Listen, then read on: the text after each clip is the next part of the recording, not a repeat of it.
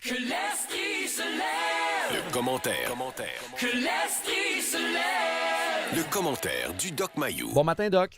Oui, bon matin, Steve. Un collègue Ça de profession? brasse. Un Oui, collègue de profession, un psychologue de Sherbrooke qui a été arrêté hier. c'est pas un collègue de profession. Vous êtes psychiatre, C'est psychologue. c'est une autre confrérie. Oui. Le chemin est très différent. Les responsabilités, parfois, il y a une zone de superposition au niveau des interventions, oui, Mhm. mais on n'est pas collègues puis on n'est pas confrères. Et surtout, je comprends la distance que vous voulez créer ce matin. Surtout quand Non, on parle... non, c'est candide. OK. Non, les psychologues vont à l'université 4 ans, 5 ans et ne sont pas médecins, alors Mhm. que les psychiatres doivent d'abord être médecins et se spécialiser par la suite pendant 4 ans pour être Mhm. reconnus psychiatres. Alors, Ça fait une c'est différence. Oui, Tout à la fait. route est très différente. Donc, Puis un pour le psychologue public, de parce Sherbrooke, que oui. il y a plusieurs psychologues qui se font appeler docteurs. Alors, ça induit dans la population une fausse croyance Ah qu'ils oui. sont médecins. Je comprends. Ils ont un doctorat en psychologie, mais ne sont pas médecins. Mhm. C'est important de le rappeler. Tu n'as pas idée de la confusion que ça engendre. Ben, par le Sur le- principe docteur, oui, c'est sûr. Oui, sur lequel ils ont surfé d'ailleurs abondamment. Parce Oui. qu'un docteur détient un doctorat, hein, rappelons-le. Oui. Mais la nuance est importante. Donc, un psychologue de Sherbrooke Oui. qui a été arrêté hier par la division des enquêtes criminelles du SPS ici à Sherbrooke. C'est un homme de 47 ans. Plusieurs chefs d'accusation, proxénétisme. La liste est quand même assez longue. On a la totale, là. Tabarnouche, c'est assez impressionnant. Ouais. Sur une période de combien d'années? Est-ce qu'on a idée? On commence à avoir de l'information dans ce dossier-là, Doc. Ce qu'on sait, c'est que ça se passait sur les lieux du travail, donc des patientes. Il y a 3 victimes pour l'instant qui sont déclarées, mais on sait qu'il y en aura d'autres. Selon les informations du service de police de Sherbrooke, il y aurait d'autres victimes également. Et c'est quand on regarde un peu l'ensemble, agression avec une arme, utilisation, il y a eu distribution, utilisation donc pardon, j'ai échappé la liste des différents chefs d'accusation, mais elle est quand même assez longue. J'essaie de vous la retrouver rapidement, là.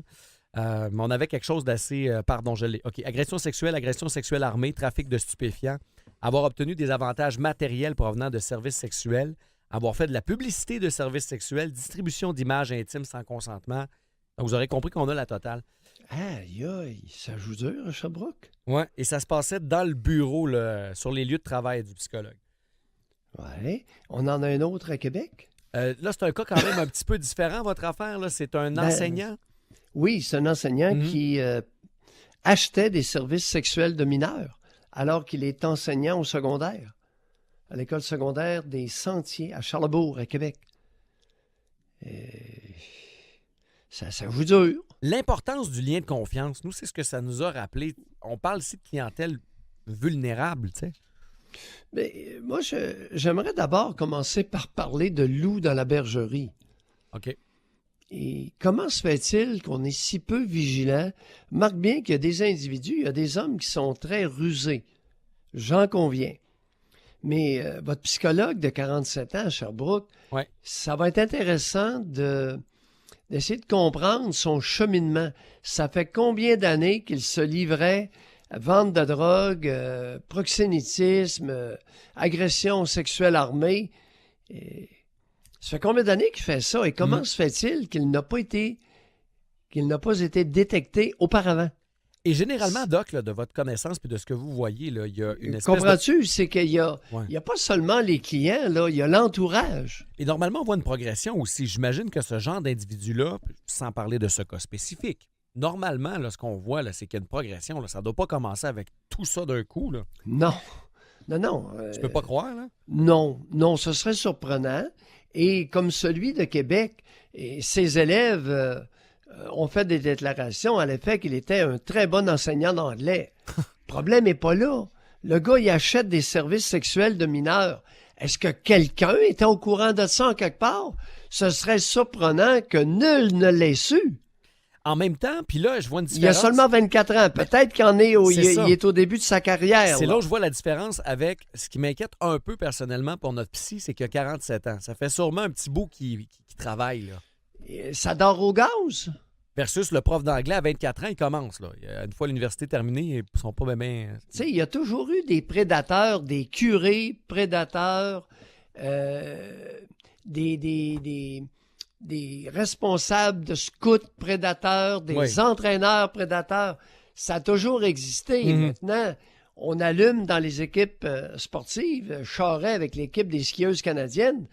Écoute, c'était un loup dans une bergerie.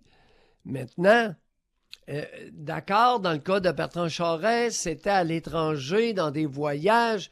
Les parents n'étaient pas là. Les parents faisaient une confiance aveugle à Bertrand Charret. Ouais. Tiens. Le gars est seul avec 8-10 adolescentes et personne ne s'inquiète. C'est beau, il est un grand entraîneur. On n'envoie aucun chaperon pour surveiller les activités sexuelles autour des adolescentes. Maintenant, là, ça se passe à Sherbrooke. Ouais. Et là, il va falloir se poser des questions. Ouais. Ben, je me dis, Comment ce se fait-il il que devait le avoir des psychologue... collègues. Il devait avoir des collègues, une secrétaire, quelque chose autour de ce Comment se psychologue-là. fait-il que cet individu-là se soit livré à autant de gestes criminels en plein Sherbrooke? Mhm. Bon, question. L'autre, lui, achète des services sexuels à Charlebourg, de mineurs. Ouais. Il a 24 ans. Lui, ça se peut que ça fasse pas longtemps et qu'il se soit fait pincer au début. Assez rapidement, peut-être. Assez rapidement, peut-être. On dit bien peut-être. Mhm. Mais dans le cas de celui de Sherbrooke, là, la collectivité va devoir s'interroger sur sa vigilance, son niveau de vigilance.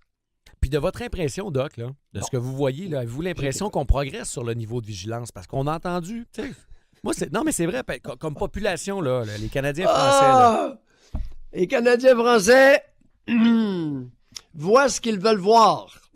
ben, c'était de même dans le temps, en tout cas, là. Écoute, je dois te dire qu'au niveau des mères monoparentales, 3 enfants, face aux pédophiles, il n'y a eu zéro augmentation de vigilance OK, ça n'a pas changé. et de protection de leurs enfants. Ça n'a pas changé. Peut-être que je me trompe. Mm. Ça n'a pas changé. Alors, le réseau de prédateurs sexuels s'est déplacé des équipes de jeunes, des rencontres de jeunes, vers les monoparentales. Et je suis le seul à dire ça, là, au Québec. Mm. Alors, je vous invite à allumer.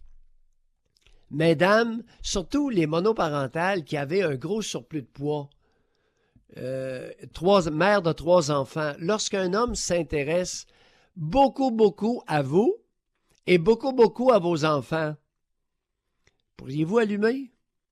Hey, c'est pas fin ce que je dis là. Hein? Mais je vous ai entendu dire ça souvent. Dans votre émission, des fois, ça a tendance à s'avérer vrai pour certains cas. C'est pas chiffré, évidemment, là. Ouais. Mais c'est quelque chose que vous avez remarqué dans votre pratique. Il y a vraiment un déplacement. Eh bien, Alors, les pédophiles sont soit sur Internet Ouais. ou soit à la recherche d'une monoparentale, 3 enfants. vous savez quoi, Doc? On va sûrement reparler, en tout cas, du cas de notre psychologue à Sherbrooke. On commence Oui. à avoir des infos là-dessus. Là, c'est sorti ce matin. Oui, Mais, on a besoin de beaucoup plus d'informations parce que la diversité des chefs d'accusation sont troublantes. On parle Oui. de trafic de dope, on Ah oui. parle de proxénétisme. Aïe, aïe. Chez un psy. Quelqu'un qui devait, tu sais, les personnes qui allaient le consulter devaient y faire pleine confiance, justement. Là. Oui, mais écoute, ça nous amène. Confiance aveugle chez les Canadiens français, est-ce un problème? Peut-être. Peut-être. Sommes-nous plus crédules et faciles à duper que d'autres nationalités? Que nos amis les anglophones? Et pourtant, de par l'expérience historique, on devrait être plus méfiant, me semble. Non. Nombre de scandales sexuels, Doc, chez les groupes religieux, etc., me semble qu'on devrait avoir appris un peu. Non. Non. Si c'est arrivé, c'est parce qu'il y a une caractéristique de race. OK.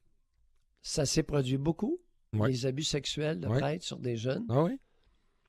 parce qu'il y avait une crédulité trop répandue parmi les Canadiens français. Pas une bonne affaire. Doc, on vous écoute à 9h30 ce matin. Au plaisir, Doc. Oui, bye. Gros dossier ce matin, ça. On vous en reparlera évidemment, là, le psychologue de Sherbrooke qui a été arrêté hier par le SPS, homme de 47 ans, qui va comparaître, je vous le rappelle, sous les chefs d'accusation de proxénétisme, agression sexuelle armée, trafic de stupéfiants, avoir obtenu des avantages matériels provenant de services sexuels et avoir fait la publicité de services sexuels et distribution d'images intimes.